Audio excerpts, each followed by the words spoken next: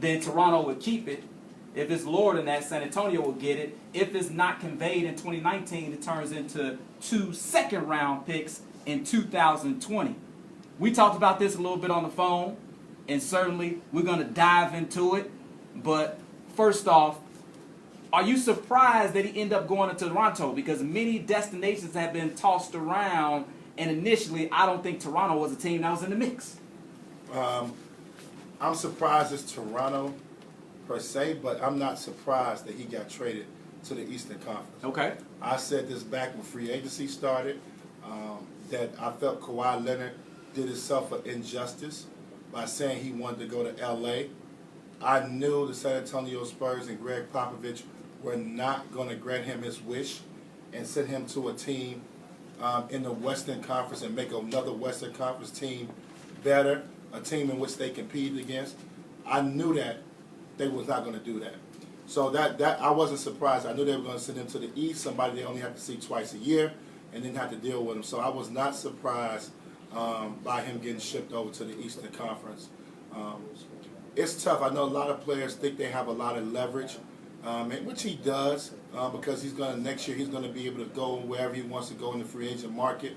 But you can't tell these teams what to do, and teams these teams get offended by that, and they're not gonna honor and grant guys what they want. And they showed Kawhi Leonard that they were gonna honor his wish as far as trading him, but they made sure they moved him way away from way away from San Antonio and way away from L.A., which was his desired destination. Mm-hmm. So when you look at what Toronto did in terms of, I feel like it's a slim chance that Kawhi signs long term. He's going to go into free agency.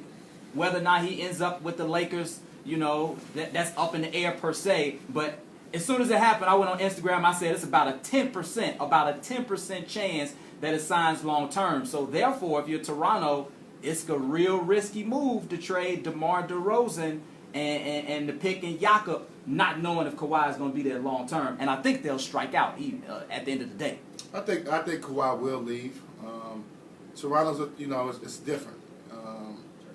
I think unless they can make a deep run, and I mean deep, if they don't go to the finals, I don't see no other reason why Kawhi Leonard would stay. Obviously, Kyle Lowry, Serge Ibaka, the Toronto fan base, the organization, I'm sure they're going to try to do their best job as far as trying to talk Kawhi in the stand. We saw it happen with Paul George when he was able to be convinced to stay in OKC. Westbrook and the organization did a terrific job of convincing him that they can build a future there. So it's not impossible. I think that the percentages are not in Toronto's favor right now. If you had to put a percentage on it, where would you go? Percent chance that he stays? I would play it out. They have a good they have a good roster. This is a team that won 59 games last year. The last 4 years have been playoff seasons, productive seasons. Obviously, they ran against the Cleveland Cavaliers and LeBron James. Arguably, when healthy right now, you've probably acquired the best player in the Eastern Conference and Kawhi Leonard. You got Giannis down there in Milwaukee, but and Kyrie Irving over in Boston. But they've probably just picked up the best player in the Eastern Conference. So they have to believe that this 1 year experiment may work out and may convince Kawhi that he can get to the finals. I'm not sure if Kawhi is about winning championships. He doesn't speak a lot. Or he's about just being happy and having the opportunity to play at home. Those are some of the questions that we will have to see and figure out as the season goes along. If Kawhi Leonard is about winning championships, or is he about being happy and just playing at home? Obviously, it's not about the money, because he had an opportunity there to play for the Supermax, which would have paid him $220 million, and he still wanted out of San Antonio. So we know it's not about the money. So that remains to be seen. Toronto's taking the gamble here, but I think Toronto's looking at a situation where they have not been able to get over the hump. Kyle Lowry is getting older. He has 2 years left on his deal. Serge Ibaka, they got some good young talent on their team that's starting to develop. So they can get younger and rebuild this thing and give it another shot. They switched coaches. Obviously, Dwayne Casey's voice. Let's speak honestly. That voice was not getting it done. He got old, huh? He got old in the locker room. So apparently, because obviously his wins and loss record speaks for itself to show that he should not have been fired. But it was something going wrong there where he obviously was not getting through to that group. So switching it up is not a bad thing, I think. Obviously, you get Danny Green in there who's still can play at a high level, one of the better three-point shooters in the NBA. So shooting's always a premium in this league. That can obviously become some trade bait down the line, too. Sure. You don't necessarily have to keep him. So I think it's a great trade for both teams. I think you got to really analyze and look at both sides of the equation. But I think Toronto did a terrific job and getting off that salary. DeMar DeRozan still had 3 years left on his deal at 27.7 a year for the next 3 years. So they was able to get off that money and free up some cap space too as well. Yeah, a lot of times I lean towards the team that got the best player winning the trade. So I certainly think Toronto won this trade when you're able to get a top 5 guy if he's able to be healthy, because the East is wide open with LeBron moving over to the Western Conference and the Lakers. But I do agree with you. I think both teams won. I think you're not looking at the side that how San Antonio won this. Okay. To be able to get a 4-time All-Star back, a guy who's proven in the league that's averaging 23 points a game, had a career-high 5 assists a game this year, to be able to get a player like that who's only 28, he'll be 29 in August. You can't ask for nothing better than that. I think with the Lakers deal, you would have had to take young guys, continue waiting on them to develop. Now, if you look at San Antonio's roster, I don't know, Clement, if you had a chance to really look at their roster, okay, now with the addition of DeMar DeRozan, you got to think about it. You got a young Murray at point guard. Yeah. You got Rudy Gay coming back, who showed flashes in the playoffs that he's probably 100% back healthy from that Achilles injury. Obviously, you got LaMarcus Aldridge, who had a great year. Paul Gasol is still very serviceable at the center position. Right. So Ginobili's coming back. You got Patty coming on. And you got Patty Mills. So they're not like, the Spurs are still a playoff team to me. This is a team that won 47 games last year without Kawhi Leonard. Now you added DeMar DeRozan. You probably got to tack on, another 5 or 6 wins to that. They're a 50-win team again. So they're right there. The Spurs did not tank. They did not blow up their team and just go totally young. And I just mentioned it, DeMar DeRozan has 3 years left, so it's not like you traded for a guy that you're renting for a year. But I know you look at the contracts. The 3rd year is a player option, though. No, I don't think DeMar DeRozan's 3rd year is a player option. 100%. Look at it. 100%. Okay. Just like Jimmy Butler could opt out. We got smartphones. We'll check it out. Yeah, 100%. I mean, I looked at it. He got 2 years, and the 3rd year is a player option. Just like Kawhi Leonard is on a 2-year deal, but Kawhi Leonard's 2nd year is a player option. Just like Jimmy Butler still has 2 years left on his deal, but that 2nd year is a player option. 1,000% for DeMar DeRozan. The 3rd year is a player option. Here's my thing, though. I just don't think they got enough. I don't think DeMar DeRozan, Jakob Poeltl, and the pick that they got is enough. When we go to a Kyrie Irving, let me lay out my claim or state my case. Go ahead. When you go to a Kyrie Irving, they got back IT, who of course was banged up, but when IT had played the previous season in Boston, top 3 in scoring, 5th in the MVP, All-Star. They got Jay Crowder, they got Ante Zizic, and they got that pick, who many people are saying, what is that pick going to be? The pick that Cleveland got turned out to be the number 8 pick, which turned out to be Colin Sexton, who they drafted. When you look at Jimmy Butler, I know you feel like Zach LaVine, very athletic guy, a young player. You also got Chris Dunn, and then you also got the 7th pick, which turned out to be Lauri Markkanen. I feel like you needed to get one of the better young pieces from Toronto. Many people feel like the guy OG Anunoby, who started about 60 games, shot about 37 from 3, can play D, or Pascal Siakam, one of the better young pieces, and that pick has got to be a higher pick. We talking about Kawhi Leonard. We know how good he is, top 5 in the NBA. It may have not been any better deals out there. All right, okay, say there were no better deals out there, but the deal that you had to take because he was unhappy, I don't feel like you got enough for the caliber of player that he is. And when you look at a Kyrie and a Jimmy, 2 big-time players who have gotten traded recently, and what those teams got. I understand where you're coming from, but I think you're totally wrong. I think you're wrong in the thought process, the way you're thinking about it. The problem is, first of all, I'm not going to make a team. You got to realize, The San Antonio Spurs is not about tanking. You're talking about a team of the last 20 years that got 5 championships that's been in the playoffs the last 20 years. They're not finna go back and rebuild. You add an Ingram or I know Kuzma probably was off the table, or Josh Hart. Those were not guys that were going to get you over the hump. You're adding a proven 4-time All-Star in DeMar DeRozan to a team that already has multiple All-Stars on it. You got some veterans with some good young guys that are going to be able to play right away. They got great playoff experience last year. Those young guys played in the playoffs last year. They're not about taking. George Popovich is not. This is 22 years for George Popovich. What's going to be his 23rd year coaching the San Antonio Spurs. He's not about rebuilding. He's about being competitive, giving the team a shot to go deep in the playoffs. I'm not sure about their championship aspirations, but to be a consistent playoff team, to keep going what they have going on, I think they made the right move. It's the best move.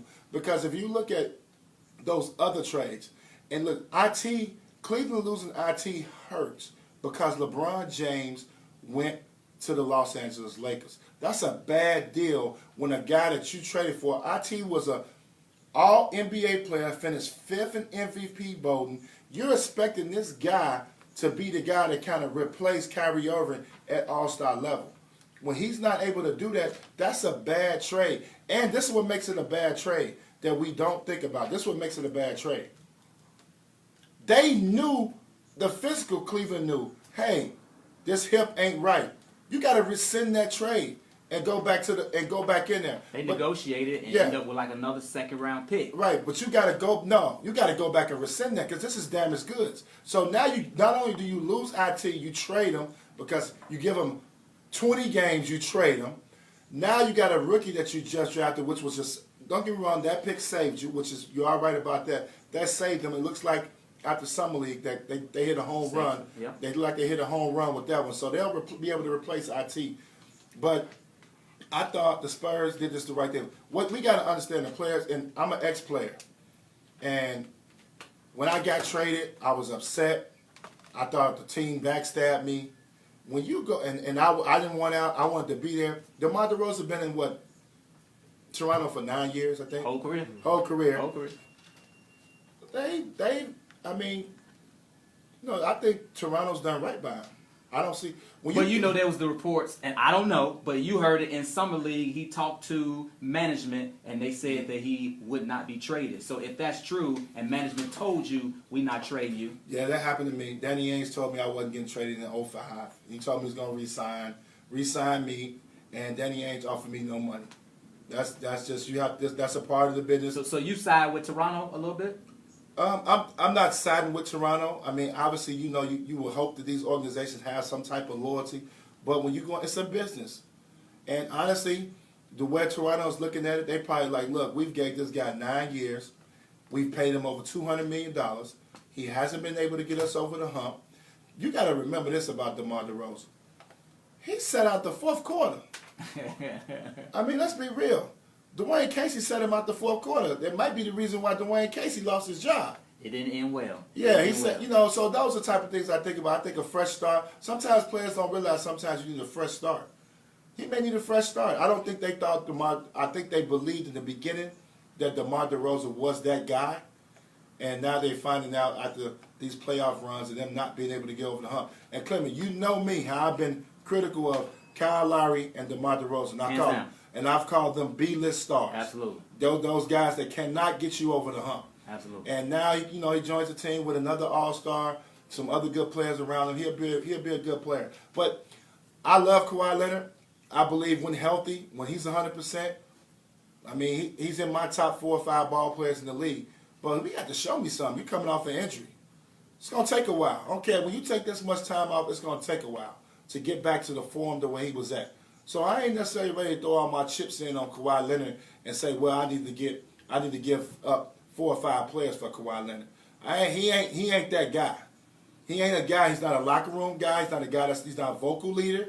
He's not necessarily. I don't consider him a great teammate. He's very quiet. I can just assume how he is. He's probably off to himself. He's not. I don't know. He's not a guy that I don't know if they know that he's going to fill the seats up. I think people respect him and love his game. but he doesn't have that type of personality. So you feel like San Antonio got enough? They got enough. I just think when you're able to get another All-Star back in return, a proven All-Star, a young guy at the age 28, turning 29, I got to like that. I know, we had the contract discussion, and we just like to be accurate. This DeRozan right here, 18, 19, first year, 19, 20, then the third year in green, 2021. And you see right here, 2020, player option. That's the third year. 1, 2, 3, third year, player option. So I just like to be accurate. I like for us to be on the same page. Okay, I have to make sure. You know what I mean? That's what we're about. We're about being accurate. We're about giving the right information. I have to make sure. Let me ask you this, though, before we take a break. Where do you think this leaves the Lakers? Because the reports are that Kawhi wants to be in L.A., whether it's the Clippers or whether it's the Lakers. And many people felt like Paul George was going to end up in L.A. because that's where he wanted to be. Paul George went to OKC. We know how that panned out. Now you got Kawhi going to Toronto. Do you think this is a real big gamble for the Lakers? And could the Lakers lose out again? And how we think about them turning into a dynasty? Was this a huge gamble for the Lakers, not making sure they got him right now? It could be, but I think I think it actually makes it easier for them now to be able to get him. I don't think the price tag is going to be as high, knowing that, Toronto will be willing to make a move because obviously, when you give up DeMar DeRozan, then you get, Kawhi Leonard for 1 year, you at least want to get a player back or a pick back in return. So it'll be easier now. If I'm the Lakers, I'm not sure how this works. I think he could be traded again. How long does he have to stay? I don't know the exact timeline, but maybe they can get him before the trade deadline. Before the trade deadline? Okay, so if they can get him before the trade, if I'm the Lakers, if I'm Magic, I'm going to call before and ask him. I'm going to put together a package for him. Something for Toronto to look at. And I would love to, if I'm the Lakers, I would love just to acquire him now and don't have to worry about free agency and give Kawhi second thoughts about whether he wants to come or not. So I think they got to put that in perspective. But it's going to be easier because, don't let the Clippers come in and offer Toronto something crazy. then he's going to go to the Clippers. Yeah. And the reports are that he don't mind playing for the Clippers or the Lakers, correct? I believe so. So if I'm Magic, I gotta be on top of it right away. I'm sure San Antonio is happy to have this saga behind them. We'll see how it all plays out with Kawhi Leonard fitting in, but Kawhi to the Raptors and DeRozan to the Spurs, certainly a big story. On the other side of the break, in the building, we'll be repping BBN. We got the 2014 McDonald's All-American and a former SEC Player of the Year, Tyler Ulis, in the building. Stick with us, Southside Heat. Coming right back. Wait, you was SEC Player of the Year? SEC Player and Defensive Player of the Year. Both of them. All in one. I see you, bud. I see. We did that. That sophomore season, he put in work. Thanks for coming through, man. Appreciate it. Yes, sir. You play McDonald's game too? Yeah. I got to hit the resume. You know what I'm saying? We got to do that. We had, 4 players from Chicago there. In the McDonald's game? No, I'm screwed up right now. We ain't had one since then, have we? Yeah. Jalen Brunson. That's it, one though. Last 2 years, we didn't nobody play. I think we just turned it on. We didn't do nothing else. Yeah, I see I'm getting it together. You back to Chicago now? You back? I'm getting it for a week. Right back to Everybody in LA, huh? Everybody, yeah. You ain't really got no choice but to go out there. I know, it hurts for the fun. Where y'all playing? UCLA? That's where the runs be, but I work out in West Hollywood. Nice guy like pop-up location. Everybody just come live. And a little high school team. So they provide trainers, or you get all the time? We heard Chevelle game. Everybody had that. I know Derek, Anthony Davis, everybody had that. Everybody. Sit up, sit back a little bit and look at him. Oh, okay. Sit back. Like that. And look at him. He's good. One day maybe is what I wish for. Dream simple, but it's sleep tempo. Oh, it's on my mind, I'm out of time. Wow, what up? Didn't get What's the the deal, memo, bro? only got the demo. So you know I gotta have. Looking around, this morning. I wrote this out. We gotta come back. Yeah, we're gonna keep this nice and locked, brother. Talk some D-ball. He's gonna talk some basketball. Talk about the finals. Southside Heat, Clement Townsend, Antoine Walker, bringing that fire every single week. We are lucky enough to be joined in studio by a special guest, 2014 McDonald's All-American, 2015, 2016, not only the SEC Player of the Year, but the SEC Defensive Player of the Year, and the SEC Tournament MVP. Second round pick, 34th overall of the Phoenix Suns, Tyler Ulis. Thanks for hanging out with us, bro. Appreciate you having me.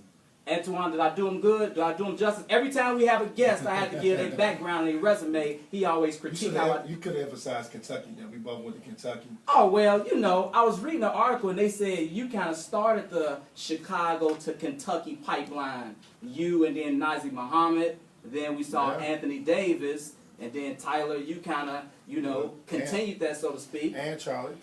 Charles Matthews. Charles Matthews, no doubt, no doubt. You feel like Antoine kind of got the ball rolling? What's your thoughts on that?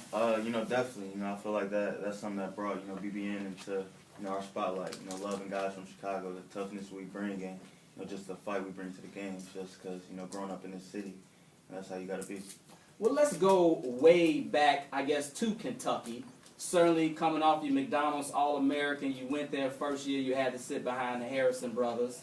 And then the second year is when you really took off, went up to like 17 a game, 7 assists. First year you went to the Final Four, second year knocked out in the second round. And then the draft rolls around, and then you like a second round pick. Was that a little surprising to you? Did you feel like you had something to prove? What was your mindset? Yeah, you know, I don't see it as, you know, being behind the Twins, you know, with me and Devin, because we had such a good team. You know, everybody shared minutes. We all played, you know, we were 5 in, 5 out. We played 20 minutes a game. You know, we had the respect for each other's game that we were good with, that we were winning. But, you know, the next year, you know, I felt like it was time for me to go. You know, all my friends had left. There were new teams coming in and out each year. So, you know, I feel like it was time to, you know, leave my mark on college basketball, you know, do what I had to do and, you know, get up out of there.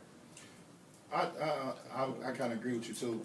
I followed that team very closely, but y'all were deep. Y'all weren't as deep as my '96 team. Y'all weren't as deep as us. You know that's gonna come up. Yeah, y'all weren't deep as us, but y'all were close. You know, but that's never said nothing. But no, I think it's always tough, and I think especially in watching you come out when you have to prepare for the draft. At your size, what did you feel like you had to do to separate yourself? Besides other point guards, because that probably was the only knock that you had. I mean, you had an unbelievable season. The stats speak for themselves. That was secondary to none, so you didn't have that problem.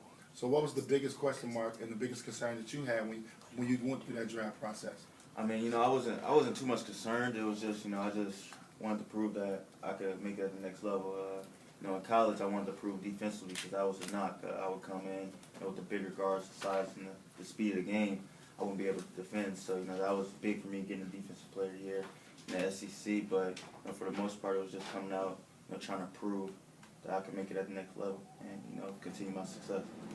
I'm sure you were used to winning Marian Catholic, AAU, Mean Streets, Kentucky, and then you go to Phoenix, and it's not necessarily a winning situation. I believe the first year maybe you won 21, second year you won like 24. What was that adjustment period like? I see you shaking your head already. Yeah, man, it's hard. Like you said, you're used to winning, you know, but NBA is a different beast. We got a lot of great players, but we're all so young.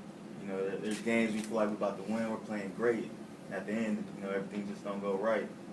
But, you know, that's something we just got to gut through. You know, it's a struggle. You just got to live through it, fight through it. You know, better days come. Antoine, I know you kind of had that same thing. Yeah, when I came in the league, I mean, I won 15 games my first year, so wee, 15, 77. So I feel your pain. I feel your pain. I want to. I follow you guys, UK. I follow all my UK guys, and it seems like you and Devin are best friends or good friends. It seems like that from what I can gather from social media. Just talk about him a little bit and his development and him getting a huge contract extension this summer. We both, you know, we kind of grew up the same way. You know, live with our moms, you know, move with our dads for basketball purpose. You know, I feel like we just connected early. You know, with his game, he liked to facilitate him. I'm not liking to pass much, liking to shoot the ball. So, at Kentucky, we used to work out every day, midnight, KP, right? Yeah. Me, him, and KP get in the gym, go at it one-on-ones. And I feel like when he got to lead that space, his confidence, he just took off. He's basically a completely different player. He just, he's one of those people who just got it. I feel like he's going to be great down the line. Man, I watched it. I looked at this season, and you improved so much. I mean, you started 43 games, which is obviously very impressive to be able to be a starting point guard in this league, especially out west in the Western Conference where you got the Westbrooks, the Steph Currys, and Dame Lillards, those guys. Just talk about how tough it is at that point guard position, because I believe it's the toughest position in basketball in the NBA right now. It's the best position. It's the most talented. But just how tough it was night in and night out to go against that type of talent and to make sure that you prepared every day for that one night you get Steph Curry, he's going to be, you're going against two-time MVP, then you got Westbrook, triple-double, and then one night you got Dame Lillard. So that Western Conference was a beast. Crazy. It's super tough. Like you said, West Conference is nothing like it. You ain't got no nights off. Like you said, you see Steph and Russ the next night, you can have a back-to-back. So you just got to stay mentally prepared at all times, make sure you're keeping your body right. For me, it was also difficult because I was leading a team, everybody the same age as me. So, we're all out there trying to figure it out, figure our games out ourselves, and, there's a lot going on around. But, for us, we just stuck together as a unit and, just tried to do what we could. You mentioned that the NBA was a beast in terms of how tough it is to win in the league. Not only is it a beast, it's also a business, which is something that you have learned. Tell me, what have you learned with your 2 years in Phoenix and the Suns organization decided to part ways? Oh my God, it's a business, like you said. It's literally a business. You see with the all the trades and things happening now, with DeMar being upset. But for me, I go into it, looking at it now. It is what it is. We've been in worse situations, so you're getting paid to do what you love to do. If you want to live somewhere, live there in the summer. But for the most part, come in, do your job, and they want you or you don't. Just gotta play, stay. Waiting for the next opportunity. Right. How have you passed the time, and what is that process like? Us, it was a loose situation, so I'm just looking forward to the next journey. Just sitting back, working out, getting my body right, just doing everything I need to do to stay prepared for whenever I need to work out for a team. Whenever the season rolls around. Did you want to stay in Phoenix? Kind of half and half. I like the city, great weather coming from here.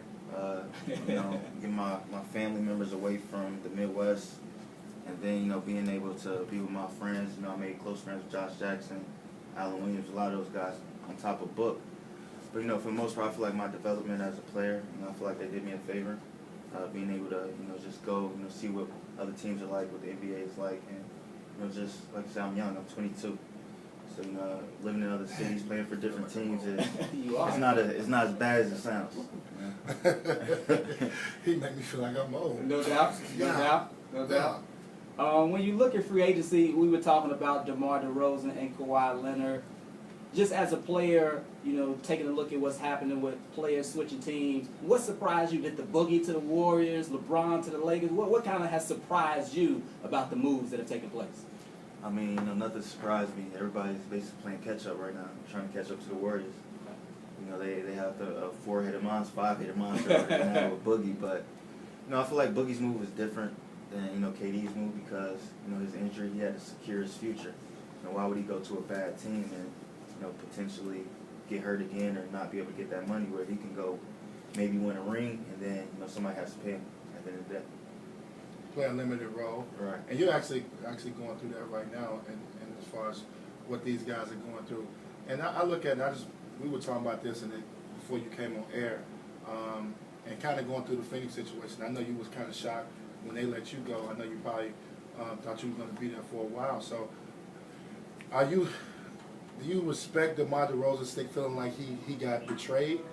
Or do you understand as a young player, 22, do you understand the fact that this is a business, or you more on the side of where DeMar DeRozan was at when he came out with his comments? I understand where he's coming from. Obviously, he's been there for so long, done so much for the city. 9 years. If I was in a position to make those decisions, I mean, I'm a loyal person, so it would be different, but it's business. So we know it's a business. It's been happening all year. I mean, I feel like as players, we just gotta stop taking it personal. We're living the life. You know, if you want to live somewhere, like I said, live there in the summer. It's 6 months, 6 months. So. Man, that's enough about basketball. Let's talk about some of the good things that coming from Chicago. We know you started a foundation. Now, when I played, I had a foundation for 13 years, and I know what inspired me to do a foundation. I come from a single-parent home. And I was the oldest of 6, so I watched my mom, raise 6 of us by herself. And when I went pro, I was like, the first thing I wanted to do was like, how do I start a foundation and kind of honor her? And I always try to gear my charitable donations back to single parent moms and what they did, what they were going throughout their life. So I know you're starting your foundation now, and we want to give you this time to talk about what you're trying to do here back in the city of Chicago, your hometown. Basically just helping our people out because, the way things are going here obviously aren't good at all. So, we're trying to give back, help. We went to in Inglewood to the YMCA. Right. Gave a couple kids a pair of Nike shoes, some gear. I told them I would come back up there one day, play around with them. But, I feel like the way, things are going in, our community, our black communities, there needs to be change, help in any way possible. Sometimes I feel bad going, helping maybe 7, 8 kids when there's 30 kids in a room. Right. But, I feel like just, starting from there, just progressing and, just helping in any way I can possible.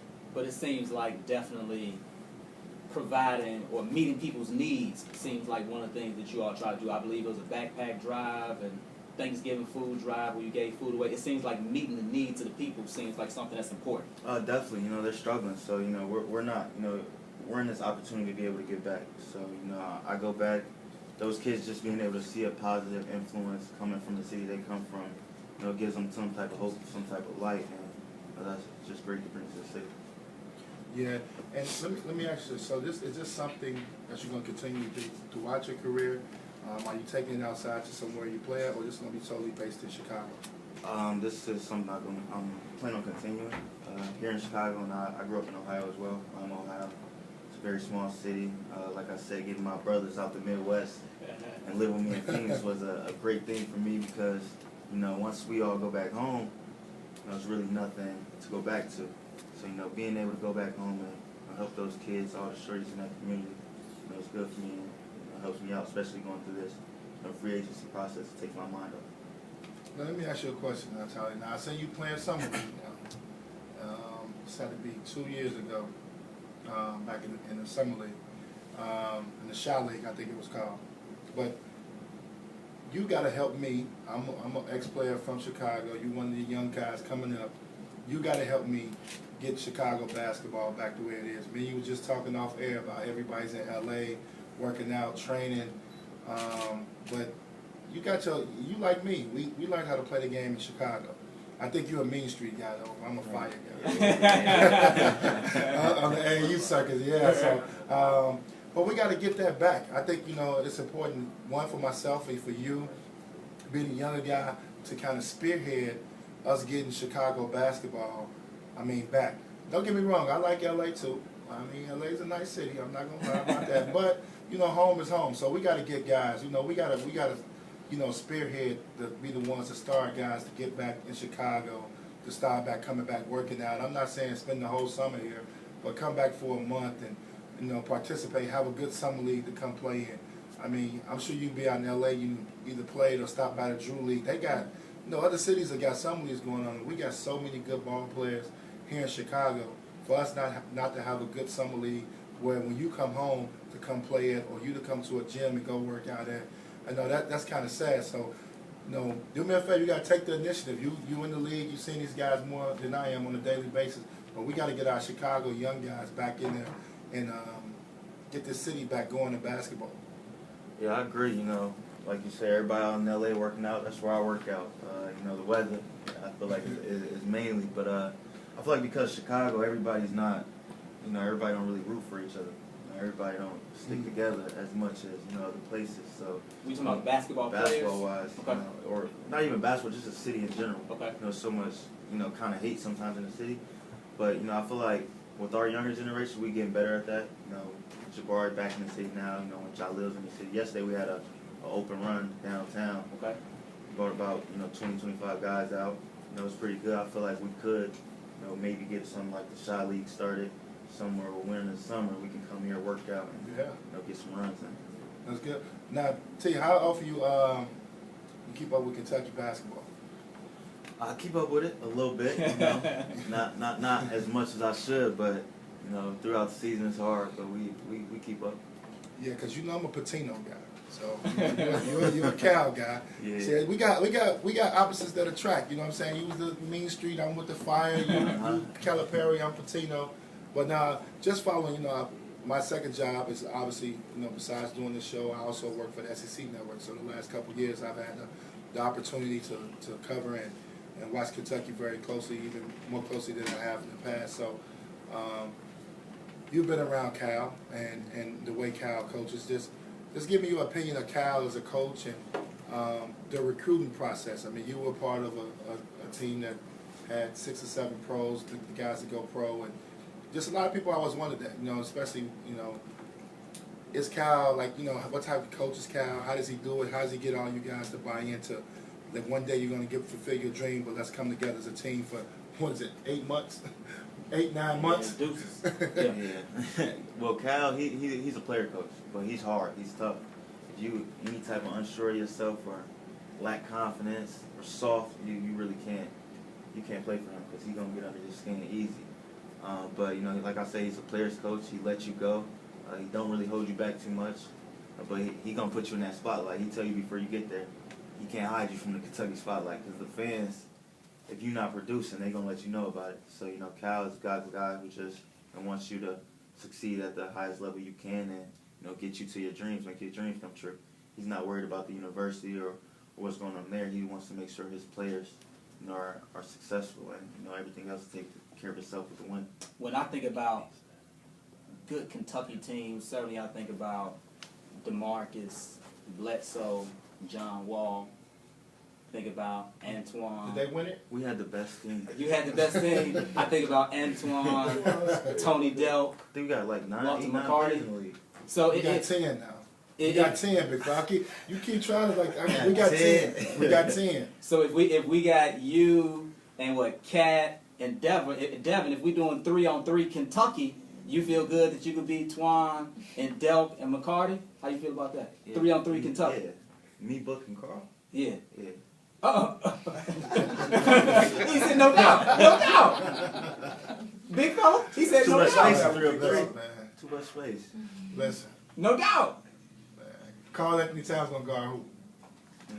I don't know. Don't worry about all that. I don't know. I mean, listen, man. We listen. Right. You speechless. That's why they have much to say. You speechless now. I want to see where we're going on this 3-on-3. Beat me in. What's The up? problem is I'm trying to go through the roster, so I was gonna get him a better 3, and I was trying to put together our best 3. So when you gonna make these when you gonna make Okay. so I mean, who else you got? Derek Anderson, Mercer. Like, I mean, yeah, I can who switch it Who up. would be your 3? Who? I don't. You? Just the thing. I don't necessarily know if I want Walter McCarty with me in a 3-on-3. Okay. I don't Okay. necessarily want Tony Dell to be my point guard. Okay. I may want Tyler to have to go against Wayne Turner. See, he don't know about Wayne Turner. Nah. See, yeah, he don't know about Wayne Turner. I may want him to go against him. I may want Ron Mercer. You never know who I may want. Tyler, would you want to switch it up? Would it be somebody else that you Remember, want? Like I said, we had 2 teams on one, so I might just same want to team. go. Carl wasn't in our unit. I might want to go white platoon. You feel? We had Okay. You had a white and blue. Okay. So I might want to go me, Book, Trey Lyles. Oh, okay. That was our Okay. 3-man. though. He's facing the That's floor. our 3-man. Well, Me, Book, Trey. well, I Tyler- take the card. Josh. well, listen, Tyler. Wow. Tyler, I didn't even want to go here. But This is what I like. you forced it out of me. Okay? There we go. Let's be forced out. First of all, I need you to do your research. Now, I need you to research the 96 team. Not only are we the best Kentucky team ever, we are the best team in college basketball history. 36-2, margin of victory, 24 points a game, won 27 straight, national champions, 10 pros. That's pretty good. Now, you But say- 96 though. Hold on, hold on, hold on. 96. I wasn't born yet. I can't even. I was born in 96, man. I can't even. How old do you know? And we're talking 3-on-3. Okay, Okay. You that transition to 3-on-3? Listen, he was Yeah, born. 3-on-3. But see, listen, he was born in '96, so I had to break him down. Never mind, because see, he didn't get his history lesson yet. So I gave him a nice small history lesson. See, he went to Kentucky. Cal was there, so Cal really don't like Patino. So, you know, Cal ain't gonna talk about the Patino team. You know, Cal ain't gonna talk about we beat UMass, you know what I'm saying, the Final Four. Yeah, he ain't gonna talk about that in '96. So, you know, Cal a little sensitive when it comes to that. So, I mean, that's cool. But just do your I just laid a few facts out. You know, you can come back and give me some, print your fact sheet out like that. My facts. What facts I got? Hey, what Jay-Z say? That year, I think Women lie, we men might lie, have- numbers don't lie. We might have broke what record that year? 7 first-round picks, 5, 7, something like that. Y'all might, you Or might 4 got lotto okay. picks? All right, y'all might got, you Something might, like that. y'all I was might still be in school, but yeah, y'all was up there. Now, okay, that might fit in there because we only had 3 first-round picks that year. That year. We had 3 lotto picks that year. But you know, but At even least. though, it's big blue nation though. You know, it's a lot of schools that can't talk like this. True Like, indeed. True you know? indeed. The fact that y'all got that many pros and that many, the depth of those teams. Well, we could talk about, I might switch up this 3. I might have a platoon. All these guys going pro. The depth of those teams. It's remarkable, hands down. But I wanted to get y'all going. I just want to see what y'all were Nah, thinking. and one more question I gotta ask you. Being as young as you are, you can go current, but give me your top 3 point guards. CP. Okay. Um, Is that one? Is this a particular order? Or you just giving me 3? yeah, that's you talk about playing wise or point guard wise. Just new point. No, NBA. I'm point guard. How I feel. I know you're a point guard? traditional point Yeah, guard. I like CP. You used to be. You started shooting a lot, but you was a traditional. You was a traditional point guard. put the numbers up. Yeah, he was a traditional point guard. Then he started shooting all the time. Like, you know, I already know that. So, your top 3. I like CP. I like John Wall. Okay. Uh, Them are traditionals. I mean, you gotta go with what Steph. It's a lot. I'm about to say, It's Westbrook hard. don't even make the list? What? Westbrook? I mean, Westbrook's a great player. I don't see him as a point guard. You know, Okay. and I feel like he's just an athlete. He's just a player. Okay, You know, okay. and positionless type player who Right, just right. bring the ball up. So yeah, I go with CP. I like John Wall, and I like I like Kyrie. I ain't finished It's now. hard, You man. gotta. I can't finish. Some tough decisions. Nah, I like that. I like that 3, but I ain't finished now. What about your toughest guy? Like my toughest guy when I played was always, you know, Tim Duncan, Kevin Garnett, guys with length. I played below the basket. I wasn't like a leaper, so those guys with length always gave me trouble. In your 2 years so far, who you don't want to see? I won't say I don't want to ever see nobody, but Okay, Right. Okay, I like that. I like that. Who made you I bring like your that young- A game though? That you know that you had to come correct. They stretched you. in the West you gotta come correct every night. But that guy is John Wall, cause he's a big, like you said, length for you. For me, he's 6'4" and a big body, so he can put me on his hip. He got handle as well. Most bigger guards don't have that handle, so I can get up underneath. But you know, for me, it's John Wall. Okay, I like John Wall, another Kentucky guy. I can roll with that. You get down with that. Yeah, You get down with that. another Kentucky guy. I can Oh, roll with that. and Drew Holiday. Really? Wow. Okay. We He saw what cold. he did to Damian Yeah. Lillard. We saw what he did to cold. Lillard in the playoffs. I like his game. I like He his had him game. locked. He came out of his shell this year. No doubt. I mean, he came out of his shell. Not just for shocked you said him. I mean, that's impressive. I like that. You mentioned Jabari and Jabari coming home. We talked plenty of times about Antoine growing up in Chicago and certainly playing for the Bulls. Is that something that has ever crossed your mind? Playing for the Bulls? Yep. I actually thought I almost was gonna get drafted there. Okay. Until I dropped in the draft. But yeah, you know, it's always great to be on, like, with especially with the foundation going on. Being on that YMCA program, those kids, just being able to bring those guys out to the game and things like that. Jabari being here, I feel like it's going to do a lot for the city, bring a lot more people out, and I feel like he's going to be able to, you know, be hands-on with the city. Oh yeah. I mean, we've argued about this, but you know, I like Jabari being at home. He one of the guys that can play at home. I agree with that. A lot of guys can't a lot play of at home. players can't. Yeah, but he's one of the guys that can. He's got the right demeanor. You know, he don't really hang with a lot of guys, so he can do Chicago. I couldn't play at home. As you got older, more mature? I really couldn't play either. I really couldn't play, so it would have been tough for me to play at home. But the distractions, you don't think that would be an issue? For me, Yeah. I moved here, so I stay. I wouldn't say I stay to myself, but I just kind of try to keep a smaller circle. Okay. Because trusting people is kind of hard, especially like I said, being in Chicago. So I just try to lay low a little bit. More for me is my brothers and being back in the city. Just being able to keep them close to me, away from trouble. But I feel like I'd be able to be here and just lay low, chill, work out. Well, Jabari, I mean, with Jabari, the one thing you guys you notice about Jabari is that the good thing about him is that he's sociable. Yeah. He can walk up to him. Right. He ain't gonna be one of those guys at home and have 3-4 security guards with Like him. you. That's you. And Antoine, we talked to Antoine about going to the Taste of Chicago, and he said, I would need security. Let me ask you, Tyler, I know you're from Ohio. Have you ever been to the Taste of Chicago? Yeah, I've been in the city. This dude from Chicago has never been to the Taste, man. Is that not crazy? No. I don't think I've been to the Taste. You never been to Nah, the I've never Taste? been to the Taste. See, They but say you're don't not, go to the Taste. you're not originally They from. always said don't go to the Taste. You're not originally from. I've been here. My dad been here like 20 years though, so I've been here. I grew up here every summer. Okay.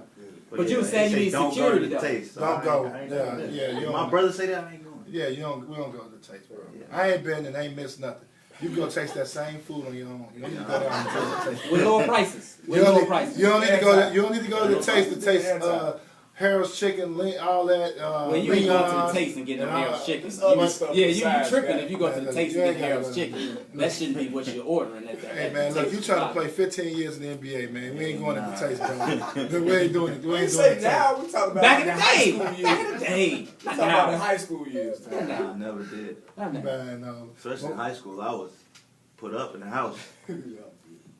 But Ty, we want to thank you, man, for coming on the show, man. We appreciate it. Just some words of wisdom from me as another Chicago guy that wants to see you do well, that's following your career. When you get picked up, man, you know the work that's got to be done now. I thought the first 2 years were excellent. It's always tough when you're on a bad team. But now you're going to get an opportunity, hopefully in the next couple of weeks, sign with somebody. Just keep putting the work in, man, and continue to do what you love to do. You're 22 years old. You're going to have an opportunity to play this game for 15 years. So enjoy it, embrace it. You're from Chicago. You got a good background behind you, man, and what you're trying to do in the community is huge. But keep in mind what I said, man. You got to get guys back in tune with Chicago. This is where y'all from, and hold the city up high. Y'all the guys that's gonna take this thing over. You, the Derrick Roses of the world, the Anthony Davis, Jabari Parkers. It's time for you guys to come get y'all city back together. I love LA. I love going to LA. Don't get me wrong. But this is y'all city, man, and take it back. And I'm proud of you that you're giving back to the community and helping out. I think people need to understand the things that you're doing. I think sometimes they get lost when you go play for the Phoenix Suns, but to see you still know your roots and where you connected from, it's a great thing. So continued success, and and hopefully get picked up here in the next couple of weeks, and we continue your journey. Gosh, appreciate y'all. Tyler Ulis, we appreciate you dropping by on the Southside Heat. Stay with us. We'll be right back. How was that? You gonna keep rocking about the Taste or what? I had to bring that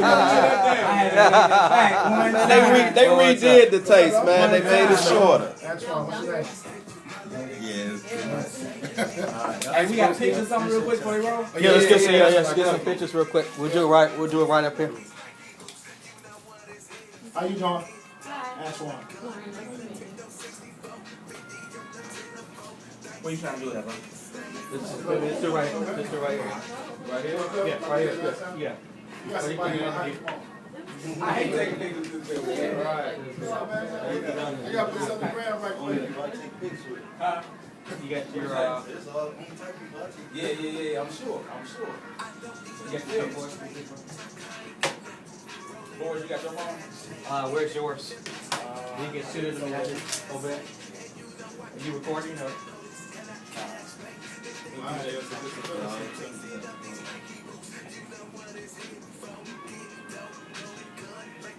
I just died, so no, he gets it on.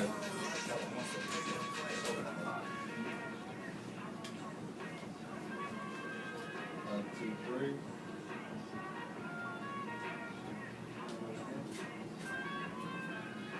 There's a grenade.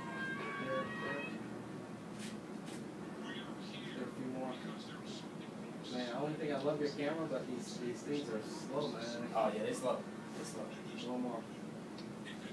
Perfect. Thanks, guys. Maybe get his camera, get it. Cool. If you can shoot those to me, that'd be good. Yeah, I like it. The quality is there, but it takes time. Absolutely, brother. Yeah, thank you for coming in, man. I love it.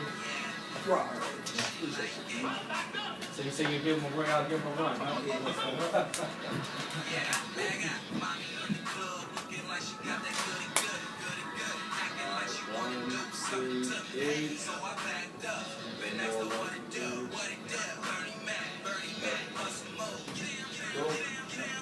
Alright, man. What do you believe? I was gonna leave the night, but I'm gonna leave the Okay, Milwaukee. Alright, Yep. alright, bro. Good to meet you. Good times now.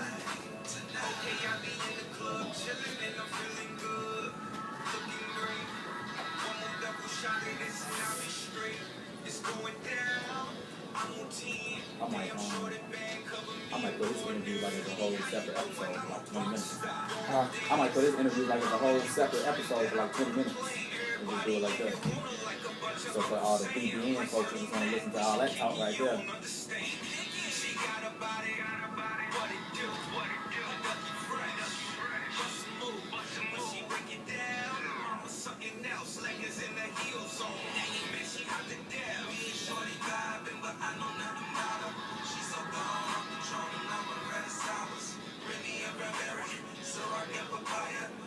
What up, Ed? Stay out the way.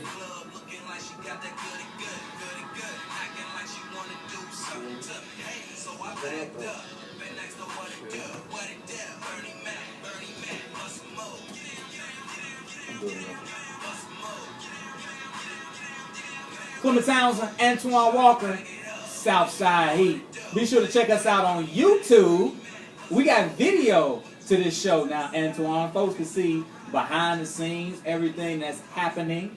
So be sure to subscribe to the YouTube channel. Also on IG, that's Twan Walker 8. Twan Walker 8 on Instagram and C Townsend TV on the gram. We continue the basketball conversation, and Antoine Jabari Parker is back home. Signed a 2-year deal with the Chicago Bulls. 2 years, $40 million. Second year is a team option, so for all those people who feel like maybe Chicago overpaid for Jabari, essentially you evaluate after 1 year where Jabari is and then go from there. But when you look at Jabari last year, coming off the second ACL injury in his left leg, left knee, 31 games, 12.6 points, 5 boards, 38% from three, Antoine. I was a little surprised because when I think of Jabari, I don't necessarily think of a great three-point shooter. Mm-hmm. Certainly, you know, he has a variety of skills, but his long-range jumper has improved, and I certainly think that's going to help him among the many other things he can do for the Bulls. But do you like the move Chicago bringing him home? Yes, I love it. I think the Bulls are in the rebuilding stage right now, where they're trying to put together some pieces and build a good young core. I think Jabari showed flashes last year that he was back healthy. I thought he got a bad deal in the playoffs. We talked about this, me and you. We didn't understand why his minutes were so up and down in the playoffs. But when he got an opportunity to play, I thought he played very well. The jump shot, like you just talked about, did improve. I think Jabari, before he tore his second ACL, I think he was averaging 20 points a game, if I'm not mistaken. Yes, sir. I think Jabari will be 17 to 21 point scorer a night. Okay. I think he's got that type of capability, a guy that you're going to be able to count on the offensive end. For some reason, the ACLs have made him more athletic. I mean, he's got some of the monsters dunks that we've seen. Oh, my goodness. Crazy. But I think it's great. I think we talked about it, before. I think if it was a perfect guy, he is the perfect guy to play in Chicago. I don't know if you caught his press conference, Clement. But it kind of went viral on social media. With the Derrick Rose comments? With the Derrick Rose comments on how he talked about, Derrick Rose, I thought was really, really special. And I think that plays a part in being able to play in Chicago, to be able to deal with the media, and everything. So. Let's hear that. Let's hear that Okay. part right there. Let's hear when Jabari was asked about Derrick Rose. I know you had your own career and stuff to worry about, but as a Bulls fan, what did you think of kind of the rise and fall, like what happened with Derrick and seeing how high he went and then kind of how low things got? How did you look at it from afar? I mean, Derrick had no lows. He didn't, because he still maintained. And, Derrick is a legend, no matter what. Like, I don't like how you explain that. I meant like just how it did the injuries and stuff. I didn't mean it. No rise and falls. Injuries is a part of life. Everybody has an injury. It's either athletics or normal life. But Derrick is, he's one of the best players that ever played the game and one of the best icons in Chicago. So he accomplished his duty already. Wow. Set the dude straight, put him in his place. Certainly, I guess that guy didn't know. He was asking the wrong person about Derrick, because I even know, when Jabari was in high school, he really looked up to Derrick, knowing that they played at the same high school, et cetera, et cetera, et cetera. So, of course, Jabari is going to hold up and put Derrick in high regard. I wouldn't expect anything less. Yeah, I mean, I understand that. I just think, sometimes, he can say that to us privately, but to be able to be asked that question on the press conference and on the spotlight and to answer it as well and defend Derrick and obviously defend Chicago, I think kind of sums up why he'll be great playing in Chicago. He's going to a much bigger media market, obviously, than Milwaukee. It seems like he can handle when he becomes a star. I think he has a potential to be a future all-star in this league, that he's going to be able to handle that. He's only 23 years old. God willing, he stays healthy. He's going to have a bright future in this league. I like the deal. I like where the money's at. I do not like him giving up his option the second year. I feel like I'm pro player on that. For sure. So obviously I like the players to have their option, because I feel like, and which I believe what's going to happen. I believe Jabari is going to have a good year, and they're going to say they're just going to opt him into his next year to $20 million. Okay. Hopefully, by him being 24, they may want to lock him up and say, okay, well, we're just going to tear this $20 million up and give you a 3-4 year deal. I mean, obviously that remains to be seen, but we know when these teams got the gun, what they usually do. They take advantage of those type of situations. But great deal for both sides. I think he's going to be a great Bull. I think this is going to be great for his career. I think obviously the Bulls don't necessarily have trouble selling seats, but I think people in Chicago are going to embrace him. You got to think about his father, Sonny Parker, as well, liked and loved in Chicago as well. So this is going to be a great move. I'm excited to watch him play, because I think we're actually going to see, Jabari's full skill set come out now. Okay. Not being under the shadow of Giannis. When you look at the Bulls now in the East, certainly things were a lot better before Kawhi got there with Toronto, but potentially you could have Chris Dunn at the 1, Levine at the 2, Jabari at the 3, Lowry Markkanen at the 4, and maybe in the beginning of the season you start Robin at the 5 and Wendell come off the bench, but eventually, Wendell is probably going to be your guy. I know you like Bobby Portis. Then you still got Denzel Valentine. To me, it seems like they should definitely be contending for the playoffs. To me, that seems automatic, that they're contending for the playoffs. If they're not, then I think we got to look at Fred Hoiberg and what's wrong, because I see a lot of young potential. I think they should make the playoffs in the Eastern Conference, but maybe that's the fan coming out of me. I think it's more the fan. They have potential to be good. I think it's going to take a while, because the good thing about it, is you got the talent to compete. The bad thing about it, a lot of these guys are not, besides Zach, a lot of these guys are not locked up contractual-wise.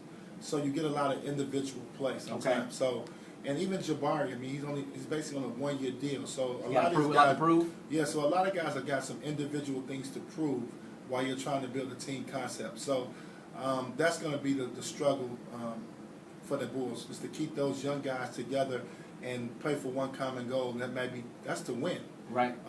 And that's the challenge for Fred Hoiberg, and to see if he can be the coach of the future, to see if he's able to get these young guys to buy in, to win, and everybody getting rewarded for that. I don't know if that's going to happen. That remains to be seen. When you talk about playoffs, I don't have them in my top 8. Wow. And we can go down the list. I got, obviously you got to think about Boston 1. You got Toronto. You've got Philly. You've got Washington. You've got Detroit. But Blake, if we giving Detroit the benefit of the doubt, they ain't make the playoffs last year. Blake came late.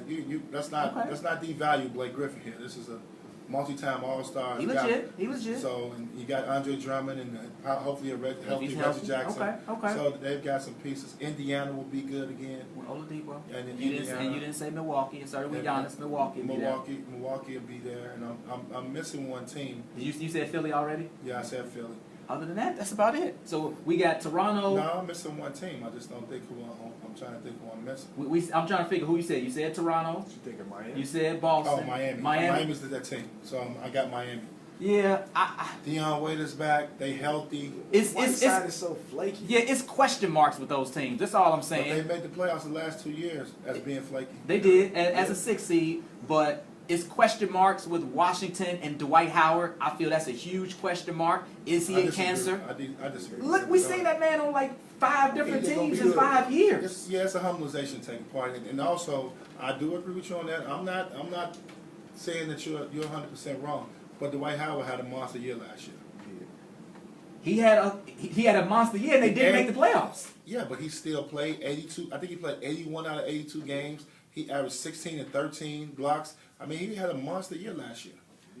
We can obviously go back and forth. That's how we roll on the show. That's how we roll. That's cool. No, Dwight Howard, from what we've seen the last few years, whether it's with Houston and James Harden, the Lakers and Kobe, Charlotte, his teammates do not like him. He has had an issue getting along with his teammates. I'm not disagreeing with the production. I'm on the same page with that. But if your teammates don't like you, and we've already seen some internal issues with a John Wall and a Marcin Gortat, some people say Beal and Wall had some issues. I just question. I don't lock them in. They were an 8th seed last year. So all I'm saying is I don't lock them into the playoffs. That's how I see it. Okay. I can't bank on them. Okay. And the same thing with Detroit. Blake Griffin, they should be. On paper, they look good. Can't bank on him. But if we get Zach LaVine for a full year, we know the Bulls only had Zach for, 24 games. And if Jabari can play and Larry Markin takes a step forward, I see no reason why they can't be 7 or 8. Because those teams aren't dominant teams to me. Miami, Detroit, and who was the other team we just said? Miami, Detroit, and Washington. Those teams aren't dominant teams to me. They could those positions could slide. They could be up for grabs. Well, in fairness to Washington last year, John Wall got injured. He missed a lot of time. Right. He Missed a lot of time. higher than that initially, and Yep. they failed. But to me, the bottom 3 seeds, it depends on which team stays healthy the most and the longest. Yeah. Because Cleveland obviously made the playoffs last year, and I think we could agree. We could agree they're not making the playoffs. I mean, it depends. I like their roster. Their roster's not like depleted. You still got Kevin Love. They still got. Looks like they hit a home run with the point guard. Look like he's gonna have a good year. Obviously, a little old on the wing, so that's why they're a little suspect at. I mean, I'm not sold. They lost Jeff Green, right? But they got Tristan. They lost Jeff Green. They still got Kyle Korver. They got J.R. Smith. They got Rodney Hood. They got Jordan Clarkson. Larry Nance. And Larry Nance. And they got Tristan Thompson. So they'll be competitive. I don't know what type of team or type of style they're going to play, but they'll be competitive. You like them ahead of the Bulls? We talking playoff contenders? Right now I do. I just think the Bulls have too many guys that have individual agendas that's going to take place during the season. But I'm not saying, sometimes talent wins. So talent, top to bottom, I think the Bulls have just as much talent as anybody in the East. I mean, with the young guys. But whether or not they can put that talent together and be a cohesive unit and actually, win games would be totally different. I mean, and that's the bad part about the Bulls, and I think they have to start, figuring out these young guys, which ones you're going to keep. It's like Bobby Portis haven't signed a deal right now. So what if Bobby Portis comes back for the qualifying offer? He comes back for the qualifying offer. Now you got another guy who's seeking out money. So they just got to figure it out. But I know you're a Bulls fan, but they still probably a 9th or 10th seed in the East right now. I'm rooting for Jabari. Want to see him do well. Thought the Bulls should have got Jabari. They did. But the defense, though. It's not just him. This is a running thing, whether it's Steph, whether it's James Harden. Jabari, doesn't commit on D. I heard an interview he had on a radio station in Chicago, and he said, I'm going to stick to my strength. And he said, guys get paid to play offense. And he had some comments that when you listen to him, they didn't show that the effort, the desire is lacking a little bit. Does that concern you? Not right now. I think eventually it does. I think that's where it's important. This is where coaching comes in at, and this is also the veterans that you add to these young guys comes in at. I think those two pieces are very important. I think the coaching staff has to take responsibility for that. I think whether it's the head coach or assistant coach getting up under him and demanding that he becomes a better defensive player, that he puts an effort in on the defensive end. I think those are the things that you have to do to challenge Jabari. And if he wants to be an all-star and a top player in this league, he has to do those things. And the Bulls can force his hand on that and saying, this is the things we want to see. We know you can be a prolific scorer, but can you defend? It's been other guys in this league that have been able to get away with that. I mean, we look at Clement Anthony, who's probably the biggest culprit throughout his career, who's been able to, be a guy that can score, 25 to 30 points a night, but not necessarily as one of your better defensive players. And I saw Allen Iverson, even though Allen Iverson really led the league in steals and was great in the passing lanes, right. But they built defensive guys around Allen Iverson to allow him to be who he is. I think Jabari has to get to that point. That's where that comment comes from, because he's seen certain guys offensively be very, very good, but not good defensive players. I mean, Steph Curry is one of the worst defensive players in the league. But he's good in the passing lanes, good hands, good steals. Good hands, he'll put his hands in there, he'll mix it up, but he can't go out a locked door.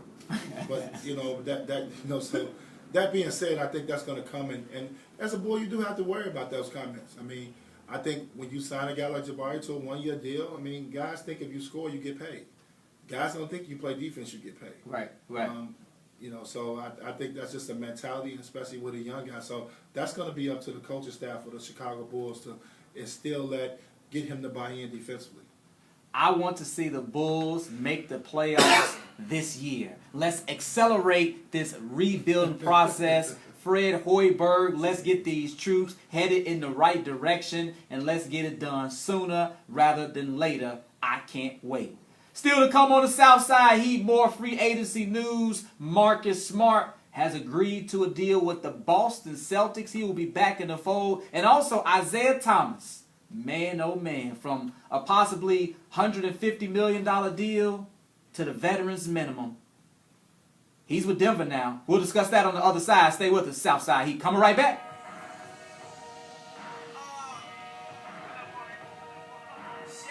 I feel like that's the Bulls' weakest link, the coaching staff. You think so? I just don't believe in Fred Hoiberg as a head coach. Right.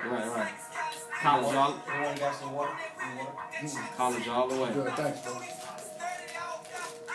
College all the way.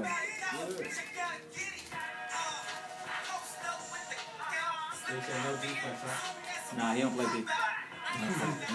Him or Zach Levine. These one dudes really play defense. Question becomes the Bulls, is it going to be a 3-year rebuilding or a 13-year rebuilding? Oh, no. Hopefully it ain't 13. You don't have the time to rebuild teams 5 years now. You got to do that. They got to stay waiting. You can wait for At the end of the day, they kind of do that time because everybody waiting on Golden State to fall off. Everybody get a play. right? Everybody just waiting. Like, you got to wait till they finish. Yeah. Decide they want to blow it up. Huh? Right. Decide they had enough. Once the chink in the armor comes, that's when you're going to see people start coming up. But until then, you got to wait till they done. Yeah. I think you brought it out, Antoine, and last thing was on the East. Like, now that LeBron's moved, now that everyone in the East. That's the happiest conference ever right now. It's wide open. But I feel like it's really going to come down to Boston and now Toronto. Think so? You feel it? We're having to feel it, huh? Philly's there. You know what I'm saying? It could be, put it like the top three are the top heavy parts of the East. Like, you already know they're going to be there at the end somewhere. As long as everybody stay healthy. A key injury to Philly and you might have a problem. Boston's still deep.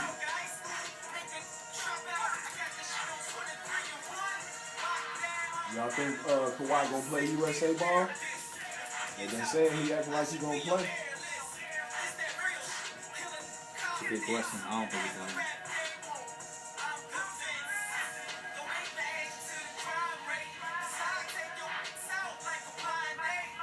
You say you wanted about that date? Antoine, you doing later or what? 17. 17? August 17th? Sounds good to me. That's a Friday.